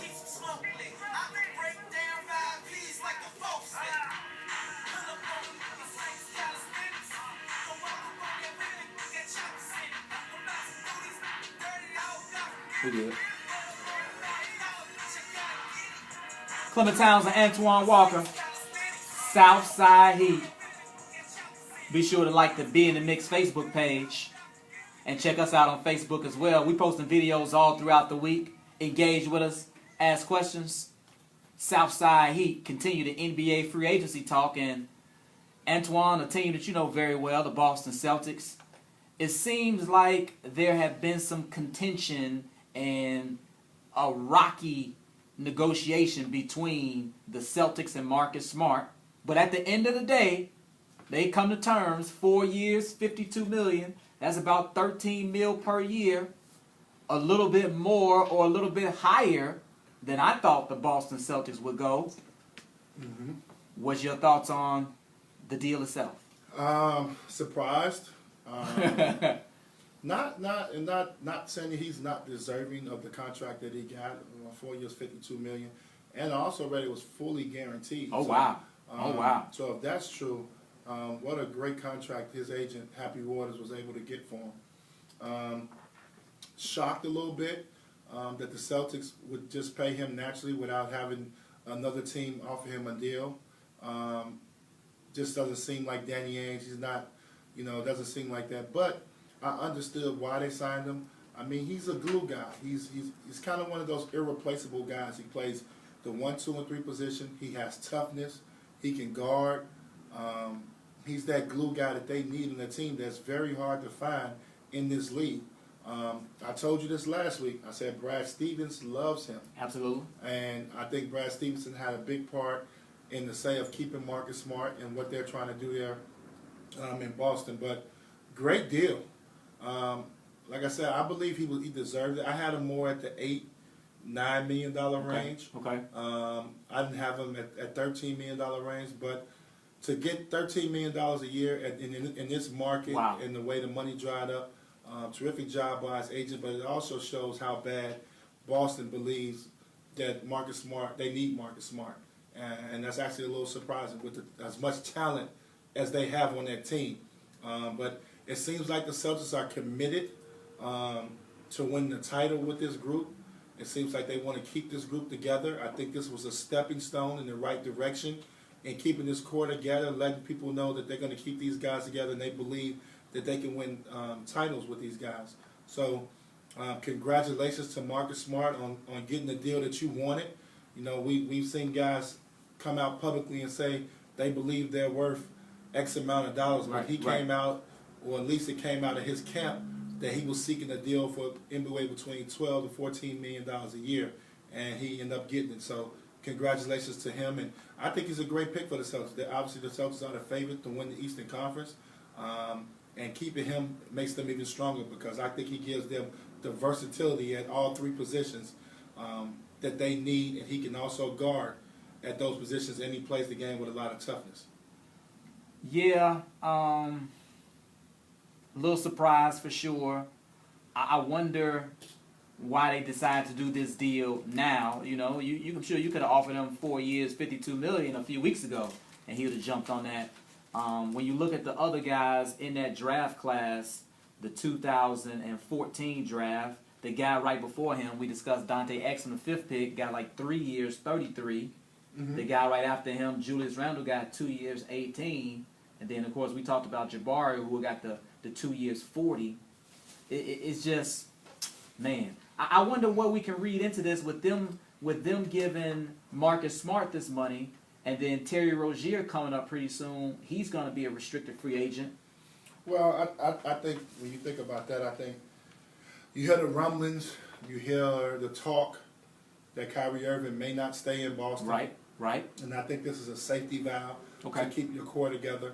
I think obviously if Kyrie decides to go somewhere else next year in free agency, you're going to have money now to pay Terry Rozier. You won't have to pay Terry Rozier, Kyrie Irving money, but you're still keeping your core guys. And you got to remember this too. You know, a lot of GMs sometimes get a little territorial, and what I mean by that is guys that they draft, They want to keep him? they like to keep them. You know, usually the guys that get traded usually comes from, you know, an outside GM. Comes in, takes over the team, and, you know, he shakes up stuff. But usually guys that you draft, you usually catch a little, you know, Marcus Smart was the 6th pick in the draft, and that was Danny's pick. And, you know, he had some baggage coming out of college. He took a chance on him. And, you know, and now, you know, he's turned himself into a pretty good pro. You know, a lot of GMs want to like to take credit for that. So that could be one of the reasons why they kept him too. And like I said, I think Brad Stevenson was a big fan of Marcus Smart, and you know, obviously Brad Stevenson's got a lot of things going on right now with the team where he's having a lot more control, and you know, he's getting all the notoriety as being one of the top coaches in the league. So, you know, his opinion matters when it comes to adding free agents to a team, I'm pretty sure. Do you think Smart is there for that entire 4-year contract? No. I didn't even finish the question. No, not with Jaylen Brown and Jason Tatum coming up. Two guys that are going to demand close to the max type money if their career continues to grow and they continue to get better. It'll be probably impossible because those guys will be up in a couple years. So it'll be impossible. I think Jalen has what? Jalen is up. He's already got 2 done, right? 2 years in the books? Yeah, he's got 2, so third, yeah. So I definitely believe that 4 years he won't be there the full 4 unless you win the championships. Okay. You know, if you win the championships, then that's a different story. And they have the team and the makeup to make a serious run for a couple years at titles. Moving over to the Western Conference and the Denver Nuggets, and Isaiah Thomas signed a 1-year prove-it type of deal, $2 million contract. They said in the press release that IT wanted to feel wanted. Being wanted is half the battle. When somebody wants you as bad as you want that opportunity, it sort of always works out. He has a prior relationship from head coach Mike Malone from time when he was in Sacramento. We know IT, 29 years old. It was just a couple seasons ago when he was 3rd in the league in scoring. We talked about it, 5th in the MVP voting, NBA All-Star. And now the money just wasn't there with the condition of his hip and what we saw from Cleveland and LA. And I know IT has talked about loyalty. I think he's had some comments, you know, relative to DeMar DeRozan's situation. Look at me, there is no loyalty in this game. I know you pro player. You kind of have to feel for IT the way things have gone in terms of his salary, would you not? Yeah, it's unfortunate. Wow, what a difference 18 months make. I mean, you go from being a max player, looking at a max contract in your face, and there's something to talk about. I think IT has taken a great approach. I've read his comments, and obviously it seems like he's very happy about the opportunity in Denver. But I mean, we're talking about a guy who's probably looking at $100 million. I mean, you hate to figure say, oh, he's going to get $200 million, but like we can probably say he was going to get, you know, $100 million. It's a lot of money that he will never be able to see again. And obviously, injuries are a part of the game. It seems like that's the reason why. You know, you hear the rumblings that maybe Boston misdiagnosed him and led him down the path that he's on right now. I'm pretty sure it'll be a lawsuit put out by Isaiah Thomas on the Celtics, but I don't think he may not win that, but because he continued to play and he continued to put up big numbers, so that may not work. But it's unfortunate, you know, for a guy like that. But you know, it's the thing about, you know, I said we talk about guys, you gotta be quiet.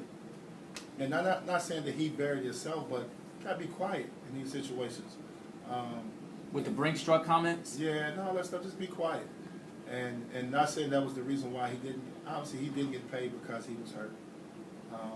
And in Cleveland, he did not want to let go. That he didn't understand that was LeBron James' team, and it was never going to be LeBron James and IT. It was going to be LeBron James and company. And I think he was not willing to accept that. And it's a guy who came in with a big chip on his shoulder, coming off 2 great years in Boston, coming off being fifth in MVP voting, and you know, he come to a Cleveland team and it didn't work out. And it's tough when you move like that. I thought he showed flashes that he still could play at a high level with the Lakers. I thought he came off the bench and played really, really well with them, had a great attitude, helped them win some games. But now he's in a position, now he's going to have to grind. I don't think that big contract is out there. I think if he can put together a solid year, I think somebody will sign him. But he was a starting, that's a guy that was a backup point guard. Brad Stevenson gave him a chance to be a starting point guard, but he's a scoring point guard. And, you know, you don't know. He's a guy that needs attempts to be very successful. So I don't know what team is going to turn their ball over to him and turn him loose again like that, like he had. That was like an ideal situation. Yeah, you know, it kind of just you know, worked out. yeah, We talk so- about fit. Yeah, so I don't know. It's kind of like Derek. He's probably kind of in that Derrick Rose situation now, going forward the rest of his career, looking at 1-2 year deals Wow. for probably the next 4 or 5 years, bagging up somebody, finding the right team to fit in with, and I don't think that big payday is ever going to come for him, and it's unfortunate, but those things happen. Yeah, and when you look at the Denver situation, certainly they got Jamal Murray and Gary Harris, so you know they're gonna get shots, and then I think they just re-upped or gave some money to Will Barton, who's gonna get shots coming off the bench, a guy who's been in Sixth Man of the Year conversations the last couple of years. So I wonder how many shots is it to be had? How much can he actually show? You know, they're playing with Denver. I think it'll be a limited role. I think, you know, Denver likes to score. You know, Denver's one of the few teams that I thought last year you get in the series with Golden State, they had a legitimate shot of beating Golden State because of their ability to score, their athletic ability. They can get up and down the floor. They can switch 1 through 4.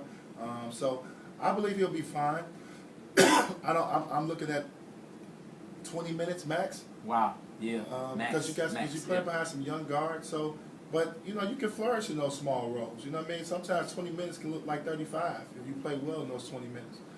So I think right now, Isaiah Thomas, and when that market gets small, sometimes you just get happy you get picked up. You know, and I think that's where Isaiah Thomas is at. But he'll be fine. Going to a team that I believe is going to make the playoffs. Obviously, last year they lost in the playoff game to get in the playoffs. So they'll be in the playoffs, and I look for good things for IT. I think he's in a good place. I think he'll play with a chip on his shoulder. If everything is right, it seems like he's going to be even healthier this year after having the surgery. So I look forward to watching him play out there. I want to switch gears a little bit, like to have some fun and go off the beaten path. And Serge Ibaka of the Toronto Raptors, he's got like a little YouTube series, a little cooking series. I think it's called How Hungry Are You? Something to that effect. How hungry are you? And I showed it to you. And Serge Ibaka had Bismack Biyombo over to his house, a guy from the Congo, and he cooked him a dish. and what he cooked him was some cow tongue. Wow. I don't eat wild food like that. I don't, you know, I don't roll with that sort of thing. You know, when you look at it, it looked like a tongue. Anything that can taste me, I don't think I should be tasting it. Or that could taste in the past. But Bismack ate it. Man. Bismack took a couple bites. Do you experiment with your food?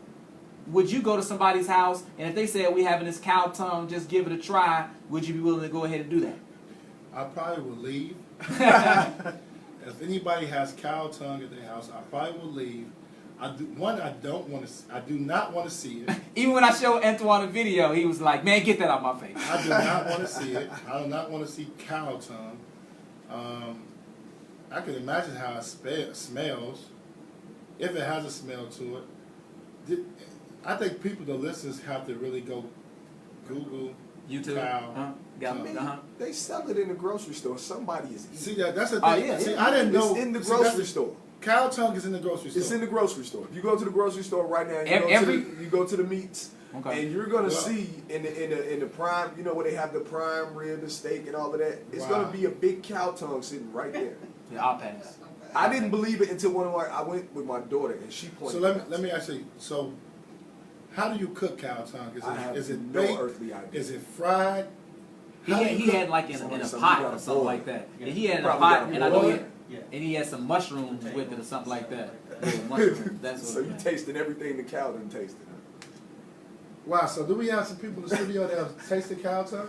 You're admitting that you have tasted cow tongue? I haven't had cow tongues, but I have had that wild meat. Okay, okay. Because I got an uncle So that. what would be a wild meat that you've had? Rabbit, There we go. Deer. deer, You had some black. You had some raccoon. You had some black bear before. possum. It's this place in the suburbs where my uncle. You get quail. Are You you get serious? some possum. Yep. You get some elk. Yep. Some pheasants. You can even get a snake. Well, I'm gonna tell you this. Clint. Say that again. Where's that brains? He had brains Yes. before. Brains. One of our partners, Horace, said he's had brains before. So I wanted to bring that up. I wonder who's eating this stuff, man. Man, listen. There's a look, market for it. I'm from 53, 40. Here we go again. Here we go again. Chicago, Illinois. Listen, man, I'm gonna eat some fried chicken. I'm gonna eat some steak. You're gonna eat some bacon, some pork chop. Man, the buck stop about right there, man. I just started eating little lamb chops. They just got me to start eating lamb chops. So I feel like I'm moving up in the world by me eating lamb chops. I'm not eating no goddamn cow tongue, man. So this is, I don't know the name of the place in Homer Glen, Illinois, but you can get some African lion. Yeah. You get some You never had alligator? You get some alligator. Hell no, man. You What get is some- See, that was one of them You get taste the some- Chicago things. You get some boy. black Man, bear. I'm not eating no black. What the Oh. We got to ask Horace. Have you had some ostrich before? Oh. You get some ostrich? What's the thing with that smell real bad? Chitlins. Chitlins. Yeah, I don't eat that. Oh my I don't God! eat Like that either. I used to watch my I'm not uncle with them that. dump the whole bottle of hot sauce in that mother. If it need that much hot sauce, I don't want it. Hey man, I cannot believe. You get some kangaroo? I don't like who's like, yeah, man, let me get some of that kangaroo. Let me get some of these boneless kangaroo. So let me ask you a going. question. I thought it was interesting because I got an So- uncle, he get down with that. He roll hard. And I'm like, So at I'll y'all pass. family reunion, do y'all do that? Is any questionable dishes on the My menu? uncle will cook that sort of thing. I will pass. We're at a regular hamburger. He's a guy when he's on the grill or cooking or whatever it is, you have to ask him, what is that? Yeah. What is that? Like, Toy, you never had deer meat? Hell no, man. That's what. Hey, listen. Fried chicken. Look. Steak.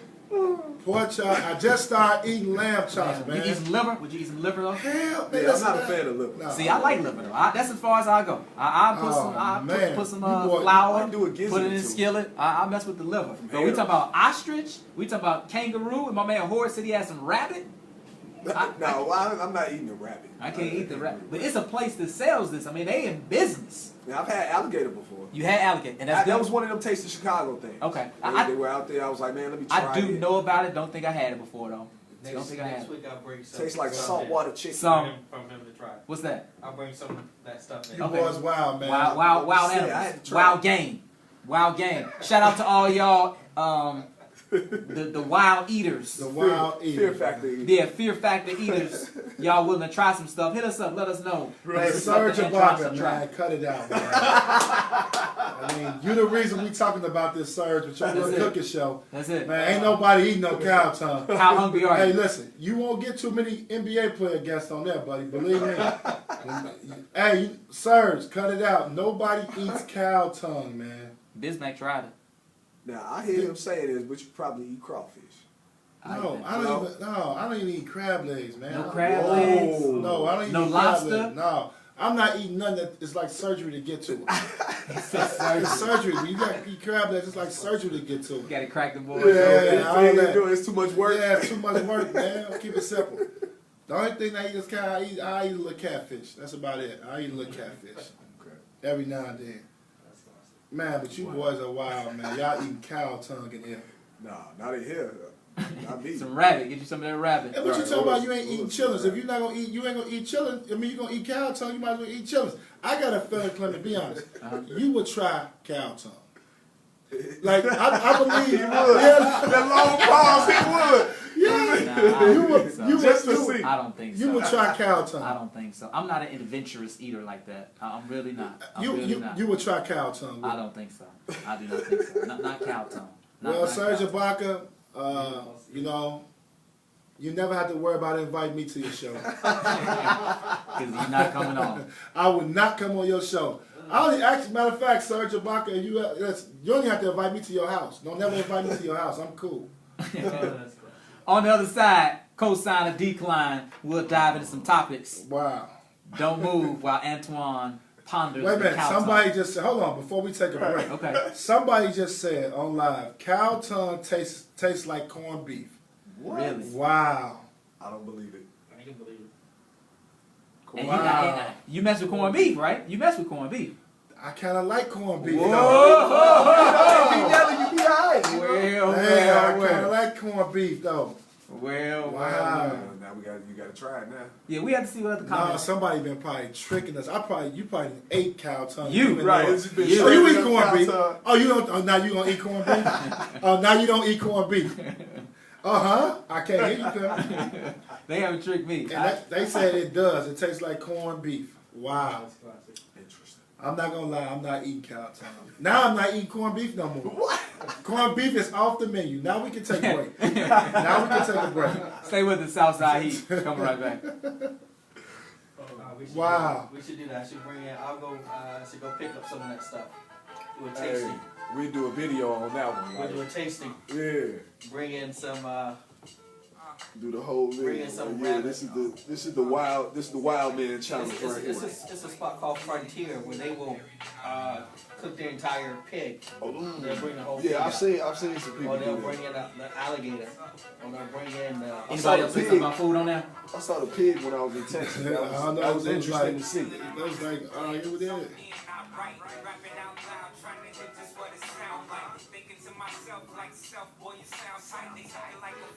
Cow tongue. I can't do it. Bro, I didn't believe it was in a grocery store till my kids pointed it out. Like, it's a tongue right here. And I was like, what?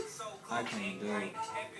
Yeah, you know, I'm from the South, man. If it walks, He said if it walked, you can eat it. That's that country. That's that country right there. That's I that. done had some deer meat when I lived in Texas. I think I had some You know what I'm venison. saying? I've had a few, but I haven't had the cow tongue. I haven't never done that. Rest of the way out. There's limits. I still was a city boy at heart, so it was limits to what I was going to Still try. wanting, I got a cord long enough. Oh, okay.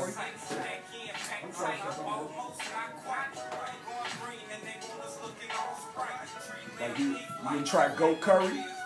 Yeah, it's like some old jerk type, right? Some Yeah. Jamaican. Yeah, you know what I'm saying? Curry goat. Yeah, I know you done had a couple Hindu women in your life.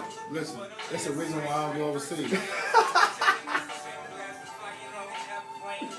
Man, gotta live a little, Twan. Make this break long to like 3:45, please. So just hit me with another song too. I got you. Thank you.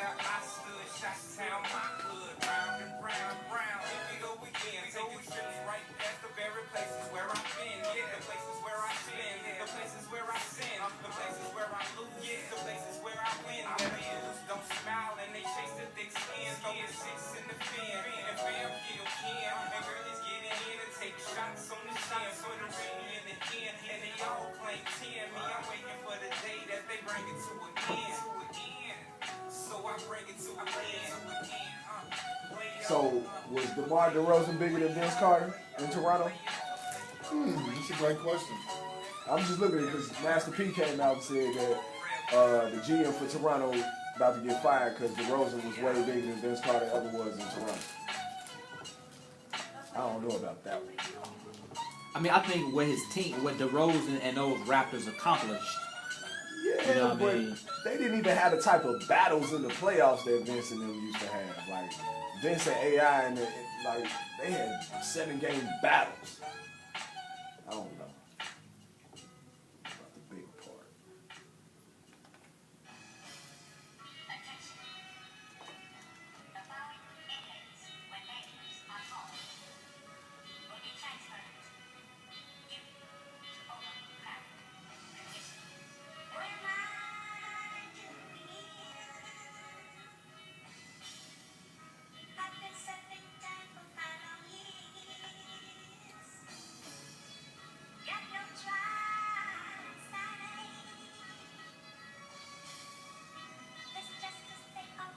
Dirk Nowitzki and the Mavs 1-year deal. What's going on?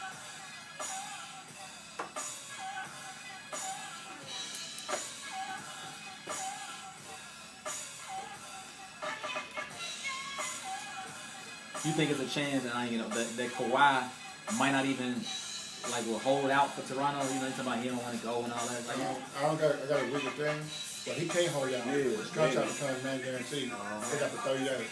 Yeah, he start losing money. He'll start losing money, and they'll push his free agency back a year. He lose everything. So he wouldn't. That Especially would out the NBA. right.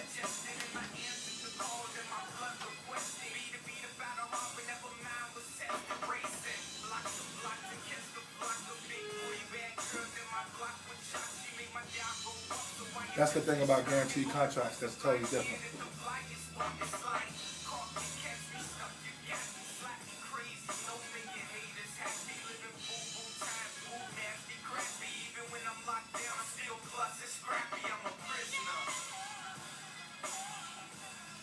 Marcus Smart deal is fully guaranteed for all 4 years, no option, and will follow the standard 8% raise structure, starting at around $11.6 million. That Did a deal. Shout out, man, I his don't know how you got that. Either. Clint How you Capella get need that. his agent. Happy Waters today. Who is that dude? He didn't even brother. He's been gone a while. Fully guaranteed.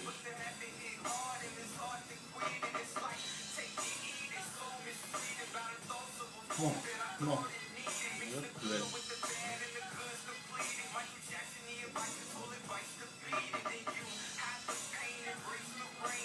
Clement Townsend, Antoine Walker, still over here talking NBA because that's how we roll.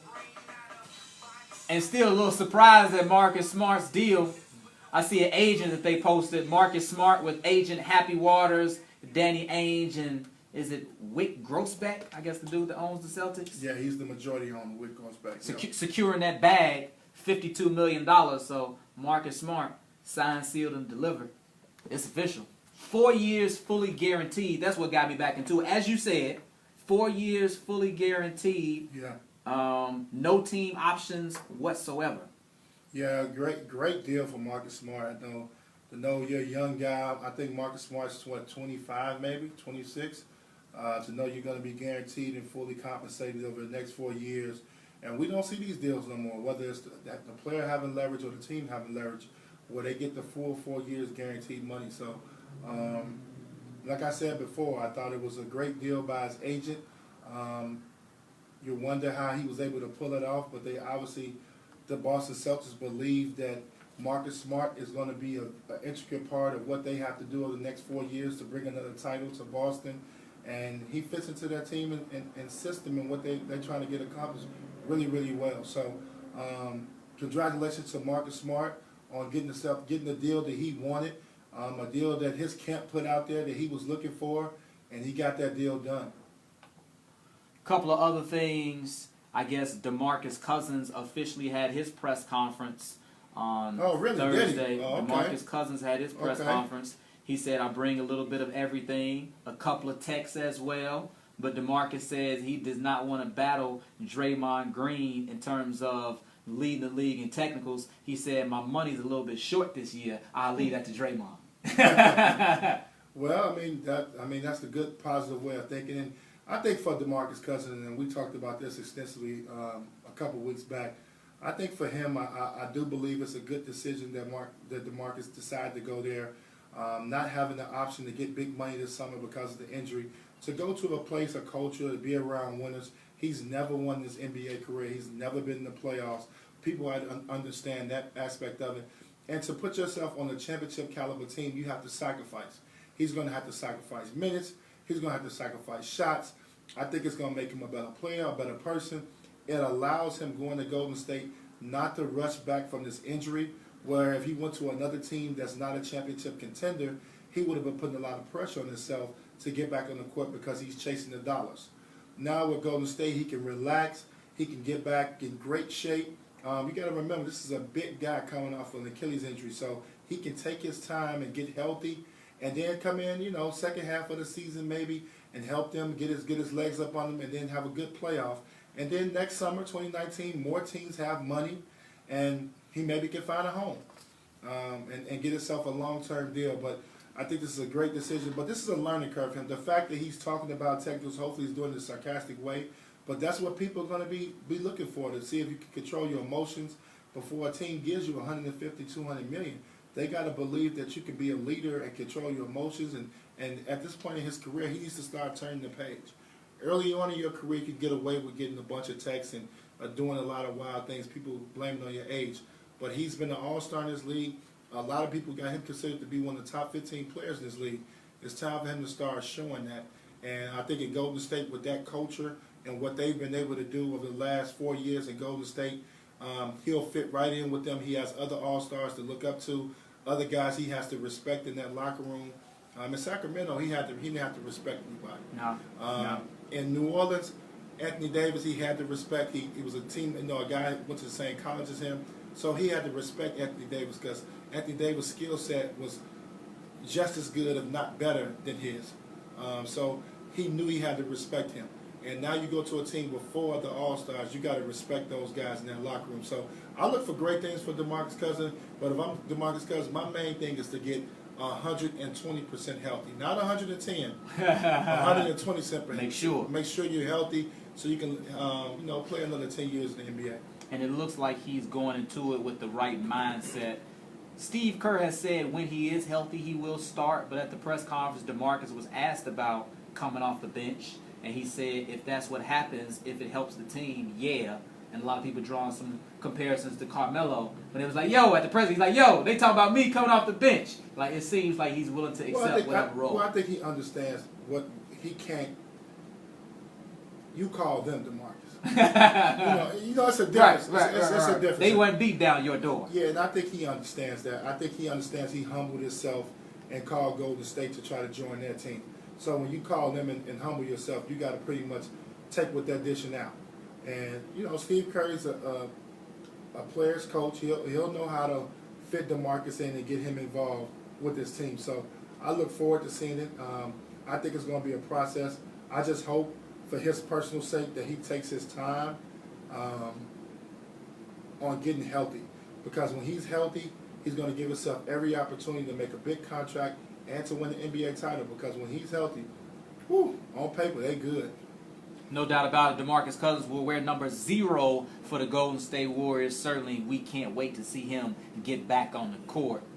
As always, we like to wrap things up with cosign or decline. I'll give a statement. If you agree, you cosign. If not, you're declining. I start off with a healthy Kawhi Leonard will lead the Raptors to the finals. That's the NBA finals. Cosign or decline? Decline. I still think the Boston Celtics has the best roster. I still think they're the best team in the East. I think he gets to the Eastern Conference Finals. I think if Kawhi stays the whole year and everything works out right for this one season, I think they get to the Eastern Conference Finals. I do not see them getting to the Eastern. Do not see them get to the finals. I think it's the Boston Celtics. I just think they have too much talent. I think talent prevails. I think the experience that Jaylen Brown and Tatum got this past season was so valuable. Then now you're getting a Gordon Hayward back, a Kyrie Irving back, guys that are coming off injuries that should be 100% healthy. They re-signed Marcus Smart. They got Baines back. They got their whole team back. I mean, and they're going to come out refocused. I think the Celtics should be looking at a team that should be chasing 65 wins. I think they're going to be focused. They got a goal in mind. So I like the Celtics, even though Kawhi Leonard is going to, on paper, Kawhi Leonard, if you look at the Eastern Conference rosters, I mean, I don't know how you feel, Clement, but he's probably the best player in the conference. I'll go with that. When healthy. You mentioned Kyrie and Giannis. I put Embiid in that. I still think they come short. I still believe they come up short. I just think talent at some point prevails. Boston have multiple bodies that they could put on Kawhi Leonard. So many layers to this Toronto and San Antonio trade, and I stay with this Toronto side, cosign or decline. Dwayne Casey is the biggest loser in the whole situation. I decline. I think for Dwayne Casey, he got dealt a bad deal. The reason why I say he's not the worst in the situation. When you think about Dwayne Casey, imagine this: you got Coach of the Year. Okay. You got new fresh money. Signed a 5-year, $35 million deal with the Detroit Pistons. And you You told the Detroit Pistons that you were thinking about sitting out, and they came after you even harder and upped your money. So I think to go to a place that wants you, Okay. to go to a place that you already have 2 All-Stars on the team, it's not like he had to go get a rebuilding situation with another team, because it's tough because he's won over the last 5 years. You know, obviously breaking the franchise record in Toronto with 59 wins last year as the head coach. Now you go to a place, you got Blake Griffin, you got Andre Drummond, you got Reggie Jackson. So you've got some pieces already in play. So you took over a situation that you could easily turn around to be a playoff team. So I think Dwayne Casey actually really won, because it looks like from the move of DeMar DeRozan, even though you acquired Kawhi Leonard, it looks like they're ready to turn over the youth movement. Okay.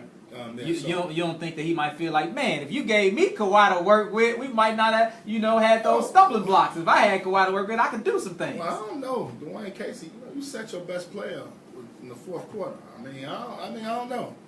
Well, if I'm giving a guy 139 million, he's my best player. I'm not sitting him in the fourth quarter.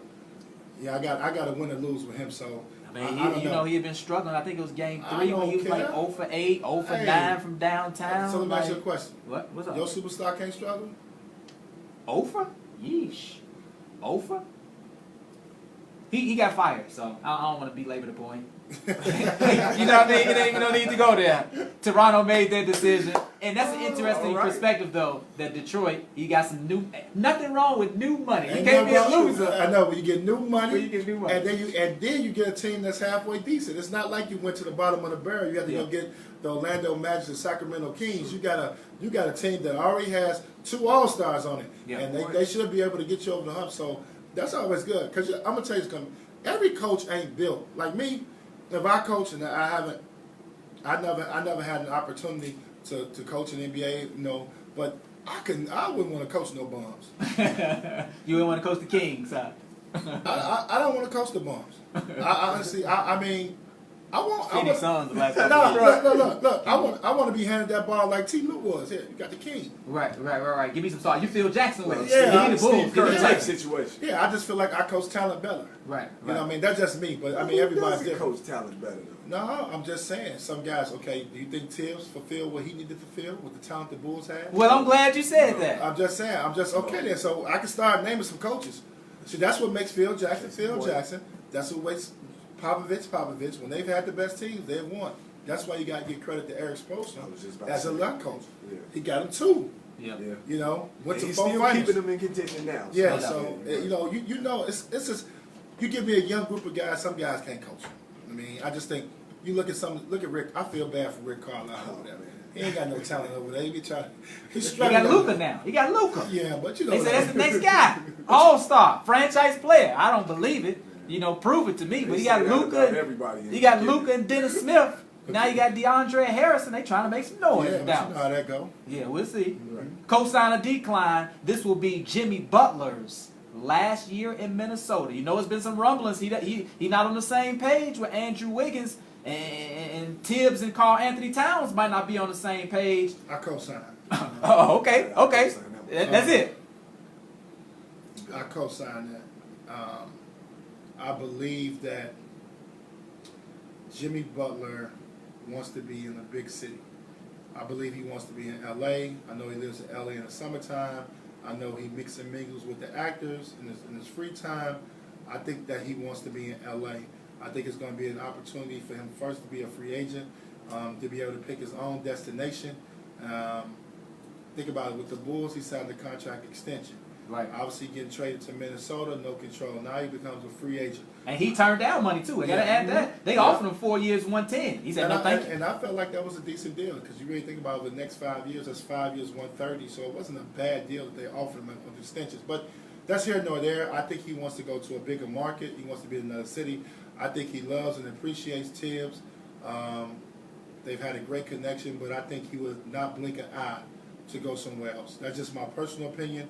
I don't know if 100%, but I think just judging from Jimmy and following him and some of the things that he's done off the court, I just think he wants to be in the big city. I think he's going to take full advantage of being a free agent. It's 10 teams. I think it's going to be more teams with money. I'm not sure Yep. all the teams is going to have I think the money. cap goes up. So more teams will have money in 2019. So I think he will have more options. So I think he will take full advantage of that and become a free agent next summer and go somewhere else. New York, perhaps. I've heard some There's rumblings. a lot of big cities in New York. Hey, you got to think about this. Let me throw this out before we go off air. Jimmy Butler, Kawhi Leonard. Jimmy Butler, Kawhi Leonard. LA. Yeah. Magic got to get one of those guys. No, I'm asking you. Who Which would I one would you take? take? Healthy. I'm taking Kawhi. Healthy, but we just don't know the health of Kawhi right now. Okay. But I'll take Kawhi healthy. Offensive game a little bit better, and defense a little bit better. How big is the drop off really between the two? Didn't say it's a huge gap. Didn't say it's a huge gap. I'm just saying. Not a huge gap. What if Jimmy Butler, agent Carl say, "Wait, we want to come"? You never know. If I'm Magic, you got to get one of those guys. Well, he's gonna get somebody. 2019, he's gonna get somebody. I mean, that's not a question. I mean, Magic will get someone. We just don't know who it's gonna be. I'm still a little shocked that it just ended up being LeBron because that's what it looks like it's going to be right now. I'm shocked that LeBron. Well, I think Magic would have made a move. I think Spurs put the price way ridiculous. They wanted way too much. They wanted way too much, Yeah. and then I think Magic thought about it and realized that this young talent that we got in place could be to help get LeBron over the hump. They got to get to a place where LeBron James doesn't play 82 games. He has to get down to 74. I would like to see him at 70 games a season and then the playoffs. I mean, he has to take a little toll off his body. And I think if he stays young, if they stay young the way they are right now, he'll be able to take some games off. That's where the Rondo comes in at, where you can maybe LeBron can take a game off and you can hit Rondo, run the show, run the offense with those young guys scoring the basketball. So those are all things that we can see when the season comes down the line. But, yeah, I believe that that's the reason why the price tag was just too high for the Lakers to go with that young talent. Next week, we hope to have a special guest. Antoine, don't spoil it, but we might be going with one of the Real Housewives, right? Well, I don't think maybe it's Atlanta. I don't know if it's a Housewives, but She's on the show. We'll have a little reality star, maybe next Atlanta, week. You know, yeah. OC, yeah, basketball, Potomac, you know, sports Beverly Hills. Yeah, One of the Real Housewives. We got a book. We hope to confirm and do a little different, have a little fun. It's the off season. yeah. I can't wait. Nope. You know, I'm really a relationship counselor. So we'll get into that. Yeah, I don't think people know that, but my AKA alias name is the Love Doctor. He will be on the show next week. Subscribe, iTunes, Stitcher, Google Play. We'll see you next time. Yes, sir. Southside Heat, little entertainment. What you gonna just stop that right there? Stop that. Southside Heat.